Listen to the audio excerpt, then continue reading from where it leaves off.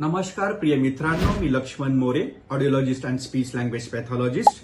आज आपण भाषा वाचा विकासानंतर ज्येष्ठ व प्रौढ नागरिक जे श्रवण बाधित आहेत त्यामधील कोण कोण व्यक्ती कोक्लिअर इम्प्लांटसाठी पात्र आहेत या बाबतीत थोडक्यात माहिती घेऊया. यामध्ये अशी व्यक्ती प्रामुख्याने येतात ज्यांना एका कानामध्ये किंवा दोन्ही कानामध्ये तीव्र किंवा अतितीव्र स्वरूपाचा श्रवण दोष, तसेच असे व्यक्ती ज्यांना डिजिटल हिअरिंग एड लावून सुद्धा कमी प्रमाणात बेनिफिट, तसेच 60-60चा निकष म्हणजे अशी श्रवणबाधित व्यक्ती ज्यांना त्यांच्या चांगल्या कानामध्ये 60 डीबी पेक्षा जास्त श्रवण दोष व त्याच कानामध्ये 60% पेक्षा कमी स्पीच आयडेंटिफिकेशन स्कोर, असे सर्व व्यक्ती कोक्लिअर इम्प्लांट शस्त्रक्रियेसाठी पात्र असतात. त्यामुळे अधिक माहितीसाठी More hearing and speech clinic Amravati येथे अवश्य भेट द्या.